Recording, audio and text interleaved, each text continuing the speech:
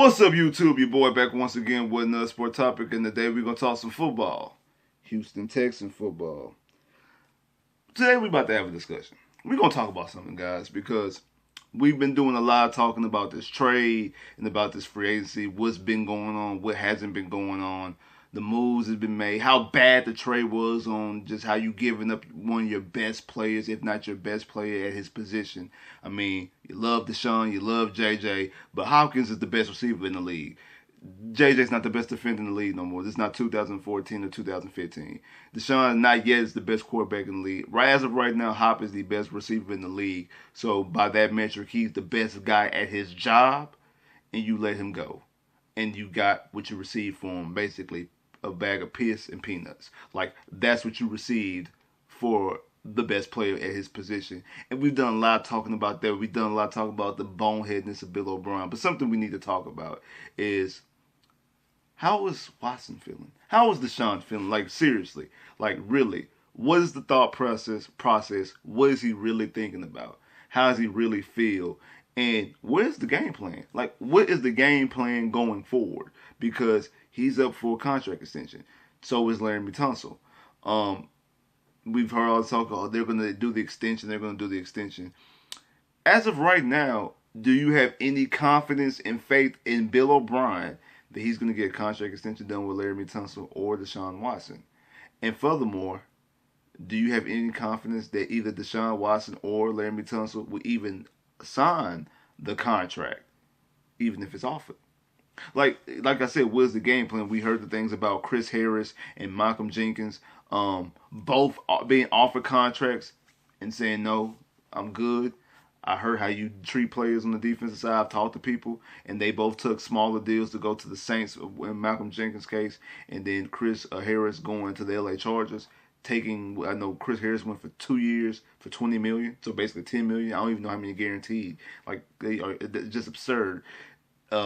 Just that type of, he went way cheaper than I thought he was going to go. I said you could give maybe 12.5, 12.1.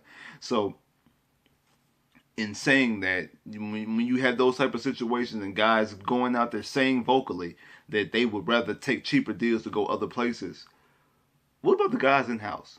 And maybe that's the real reason why Carlos Hyde. Because we sit up there last week, talked about Carlos Hyde not taking the deal, and maybe Carlos Hyde go off to get an offer from Miami or Cincinnati and be like, I'd rather go back to Houston. Well, now the Texans are that team that maybe you don't want to sign with Houston. You'll take a short-term deal or a cheaper deal to go to Cincinnati, to go to Baltimore, to go to Cleveland, to go to Miami, to go to Buffalo instead of coming to Houston. So maybe that's the real reason why Carlos Hyde said, I'm good. It ain't really all what y'all think it is out there in Houston. So how does DeShaun and the rest of these guys feel? And what is the game plan? We've seen that DeShaun's own agent, when Hopkins got traded, tweets out, like an interesting. Then yesterday, when the Michael Irvin comments come out, where you see that Michael Thomas, who has the exact same agent as DeShaun, says, what does he say? He goes out there and says that Hopkins better not sign or something. DeShaun shouldn't sign no extension with the Texans, better not sign an extension with the Texans. These guys talk. These guys have a discussion. That stuff is getting put in DeShaun's ear. And DeShaun's probably looking at this organization, look at the situation like, you trade away my best receiver, my primary target, and got nothing in return. Why should I trust you going forward in the best interest of my career? When I grew up in Gainesville, Georgia, just a couple hours away from Atlanta. I grew up a Falcons fan. I told y'all that I grew up watching Michael Vick. I modeled my game similar to Michael Vick. I was a ball boy for the Atlanta Falcons when I was in high school. Matt Ryan's getting long in the tooth. He ain't going to be there forever. I'll play out this year. I'll play out my fifth-year option. Franchise tag me. Okay, cool. By that time, Matt Ryan will be up and out the NFL. I'll just go back to the crib. That's the situation that could rear its ugly head if you don't get rid of Bill O'Brien. Like those are the type of things that possibly could happen. By no stretch of the imagination, I don't want those things to happen. But those are realizations. That is something that is realistically able to happen. That's something that, like, this year's his 4th year, next year's his 5th year option. He get franchise tag, I think, 2 years after that. Those are the things that could rear their ugly head. And this is going to be something that's very telling. If Laramie Tunsil and DeShaun Watson do not sign extensions by this summer. If they don't sign extensions by this summer, I think both of them are going to be biding their time to get out of here. My personal opinion. I could be wrong, but that's how I feel, because when you do something this level of blatant disrespect, and we going to talk about something, because I just did a video earlier with Tiger Texan fan. I wanted to get how people out there in Clemson and in Carolina want to get their temperature, want to get what they felt about the Hopkins deal and things like that. I want to get how they felt out there. And he brought up something and said maybe that Bill O'Brien doesn't like Clemson players. Maybe he has an issue with Clemson players because, you know, he let Rita walk and then he traded away Hopkins. I got something about that, because I think the fix is in, and this is what I mean by that. We all know that Bill O'Brien is very egotistical. He wants all the credit. He wants everything to be on him. He wants to be the main guy running the show. It's noted that DeShaun's rookie year, they ran what? The Clemson-style offense. They were a simulation of the Clemson-style offense. That's the reason why DeShaun had so much success his rookie year before he got hurt. That got out. Bill O'Brien did not like that. He did not like that, because it was giving credit to Clemson and giving credit to Dabo, that maybe that Dabo had a hand in DeShaun's development. And it's not Bill O'Brien that's developing DeShaun. So that's the reason why he's been so hell-bent on running his style of offense. So what do you do in that situation? You get rid of a person who makes this offense even more Clemson. Hopkins, who's a Clemson receiver, who benefits from what? 50-50 stop. He's the king of those 50-50 balls. A lot that Clemson does. Clemson does a lot of 50-50 balls. So you take that equation out, and then you add in Randall Cobb. So now you have a situation, and this right here, I thought about this, and I'm like, you know what, this makes even more sense. Because I scratched my head with the Darren Fells signing, because you already had 3 tight ends. Why did you even need to re-sign Darren Fells to add a 4th one? So now you have to continue to have 4 tight ends. So now you got 4 tight ends because you re-signed Darren Fells. You drafted last year Kylie Warren, and then the previous year you drafted Jordan Thomas and Jordan Akins. Now you also add in Randall Cobb, who's a slot receiver. Kenny Stills, last year you had him playing in the slot. Fuller you can move over, but he's a fast receiver, so he kind of is like his own different type of receiver. Kiki, a slot receiver. DeAndre Carter, slot receiver. So you have a team full of slot receivers, tight ends, and backs who their best attribute is catching out the backfield. Because Duke is just a slot receiver playing running back, and David Johnson, even if David Johnson is healthy, his best attribute is catching out of the backfield. What offense does that remind you of? Tight ends, nothing but slot receivers, and backs to catch out the backfield. Tell me what offense that reminds you of.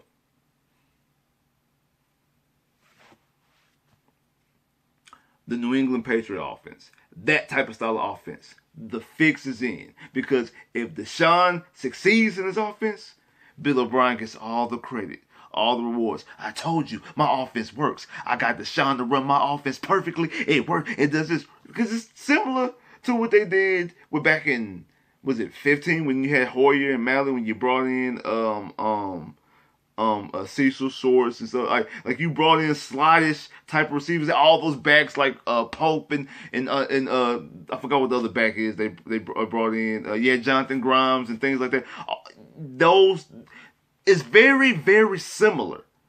You're trying to run that Patriot New England style offense, because outside of the years that they had Randy Moss, it was slottish receivers, a lot of dual tight ends, and backs that catch out the backfield that you wasn't giving the ball to 20 to 25 times a game. It's going to rush for 150 yards and rush for anywhere between 12 and 1,500 yards a season. That's not the type of running backs that they have. They have guys out there who maybe rush for 700-800 yards and catch for 400-500 yards and catch for 3-4 and catch for maybe run for 3-4-5 touchdowns, but maybe catch 6 touchdowns. That type of style, and it sounds fun, but it's the whole New England philosophy, and I'm tired of it. That's not the type of style of quarterback that DeShaun Watson is. And you can sit up here and say they hired Chip Kelly. Chip Kelly's going to be offensive coordinator. I know some of y'all probably saying, no, we know, but Chip Kelly's going to be offensive coordinator. Chip Kelly has been coaching under Bill O'Brien since Bill O'Brien was at Penn State.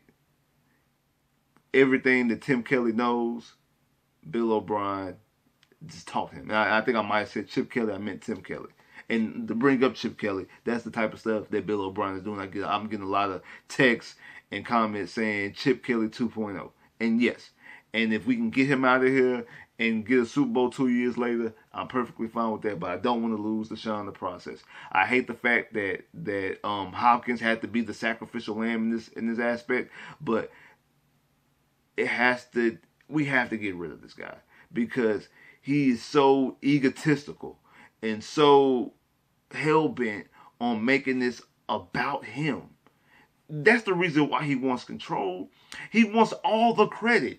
He wants he wants all the credit. And I get it. To be on this level as a head coach, as a general manager, as a player, to do anything at a high level, you have to have some sense of ego. I get that. That's not the problem. But when you let that take over and you're making bad judgment and you're putting your superstar quarterback in a bad position. We had this conversation, okay, 2 years ago, Patrick Mahomes MVP. This past season, Lamar Jackson MVP. DeShaun is next. It is DeShaun's turn next to be an MVP, to be in that Super Bowl conversation, to be in the AFC Championship game. This is not what's going to cut it.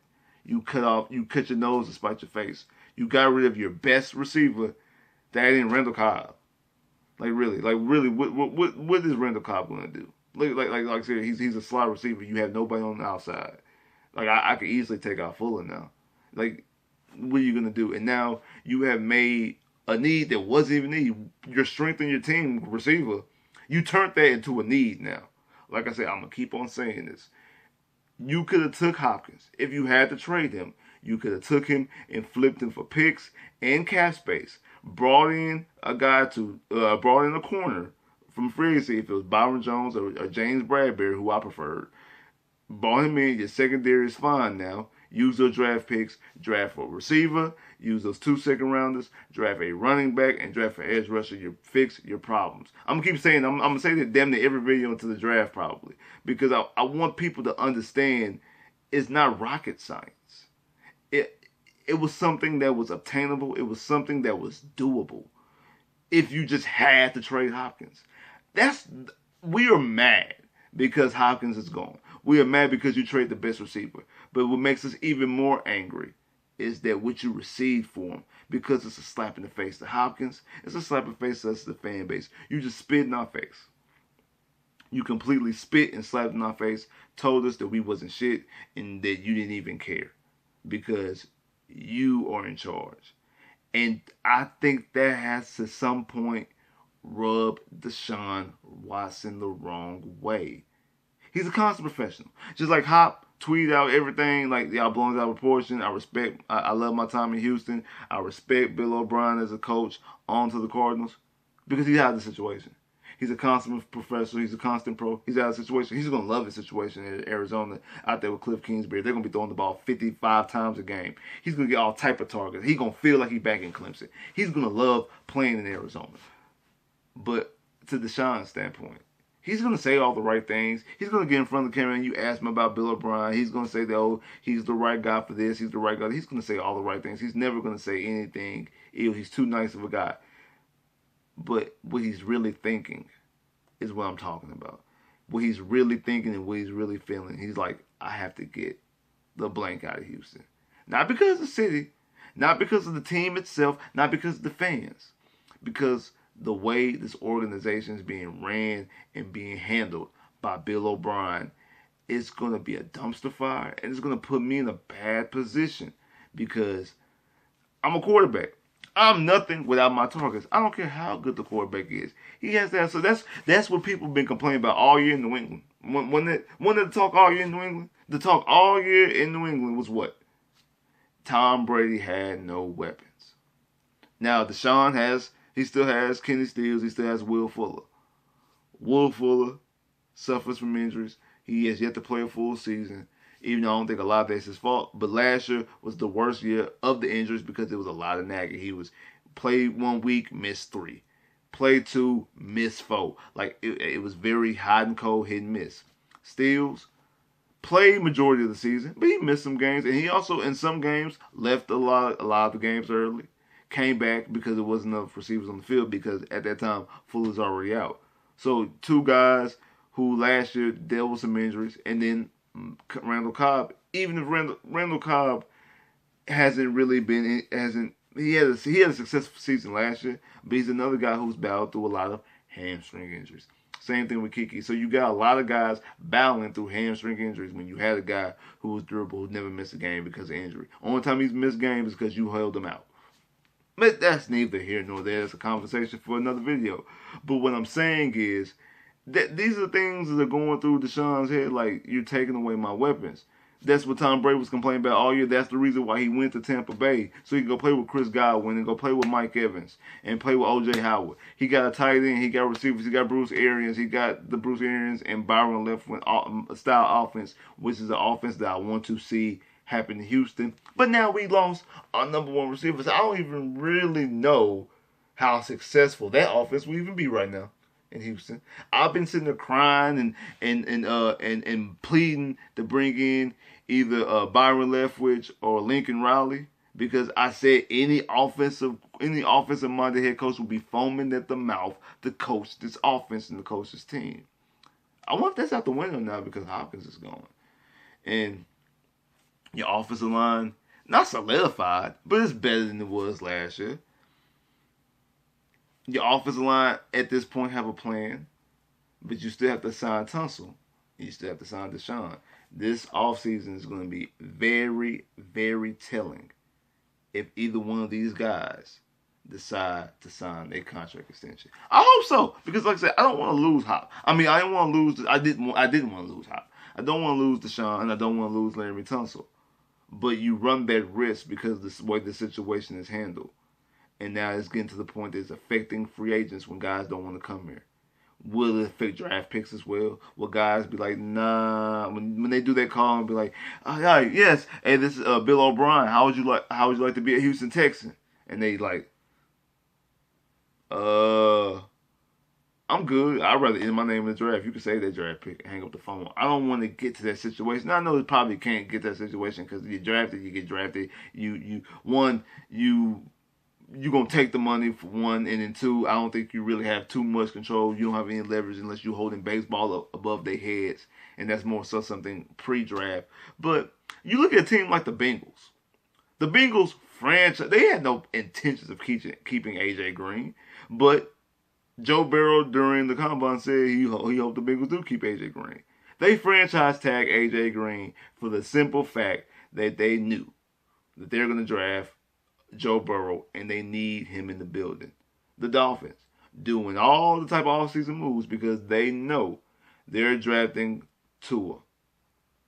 These other organizations are keeping talent or acquiring talent. The Cleveland Browns went out there, got well, they already had Jarvis Landry at that time, but they went out there and they got Odell Beckham, and then drafted drafted Nick Chubb, and then re-signed Kareem Hunt. They just went and got Austin Hooper from the Falcons, and they already have Njoku because they're trying to surround talent around Baker Mayfield.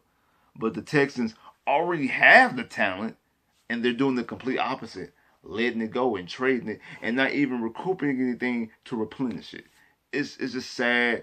And like I say, DeShaun's probably looking at these other guys around the league, like looking at what these other organizations doing for their quarterbacks or their future quarterbacks, and he's sitting back and side-eye looking at Bill O'Brien like, I'm just biding my time. I'm just here so I won't get fined. I'm just waiting for this contract to be up. I'm going back to the crib. I don't want that to happen, but you're in danger of that happening. And like I said, this upcoming season between now and when the season starts, because remember, we don't do deals inside the season. We'll see. But from now until when the season starts, it's going to be very telling if